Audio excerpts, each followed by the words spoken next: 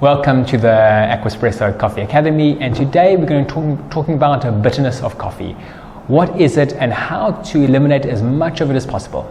So there's really 5 things which cause coffee to be bitter, and most coffees unfortunately have some degree of bitterness to it.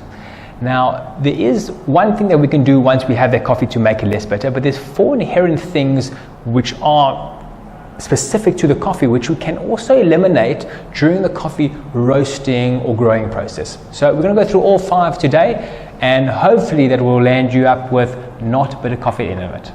So number 1, and it's often a surprising one of the biggest things which cause bitterness is actually the caffeine in the coffee. So all those guys who are snobs of, oh, I don't drink decaf, right? Decaf is actually not too bad for the one reason that it almost has no bitterness. So decaf, yes, you lose a lot of flavor, right? But at the same time, one of those flavors you eliminate altogether, which is one of the worst parts about coffee, is bitterness. So if you want to get away from bitterness almost altogether, decaf, it's hard for me to say this, but decaf is almost the way to go. So that's number 1. Number 2, you have 2 coffee species. You have Arabica and you have Robusta. Obviously Arabica being your more premium one.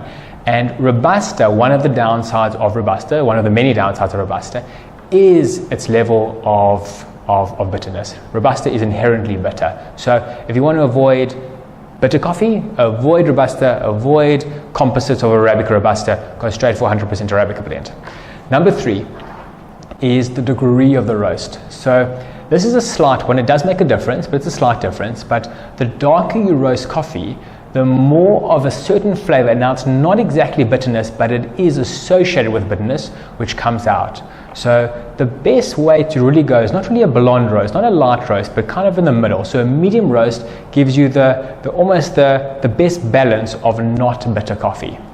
Number 4 is bitterness is disgusting, right? But at the same time, bitterness has a purpose. And one of the flavors one of the properties of all coffees is the acidity of coffee. And bitterness and acidity almost counteract each other. Acidity has negative connotations when used in the normal sense of the word, but acidity in coffee can be good, right? And how it becomes good is when it's balanced by just the right amount of bitterness. Right, so those are the important things to remember. So if you have coffee which is very, very, very low on the acidity scale, right, you often are left with a very high bitter coffee. So you don't want too high acidity, but you want a degree of acidity to counteract and almost remove the taste or the leftover bitterness which is balancing off with. And number 5, and this is what you can do once the coffee beans have been roasted and now handed to you, is extraction. And that's how you extract the coffee. Right. The more the over you extract coffee, the more you over extract coffee, the more water you run through coffee, the more flavor that gets extracted from the coffee, which is good. The downside of over extraction, which is why it's called over extraction, not perfect extraction, is that you get one of those big prominent flavors is bitterness, and you get a very, very bitter coffee once you over extract coffee. So try not to over extract coffee. I'm going to talk more about over extraction, under extraction in some further academy lessons, but try not over extract coffee. If anything, if you want to avoid bitterness altogether, rather under extract it.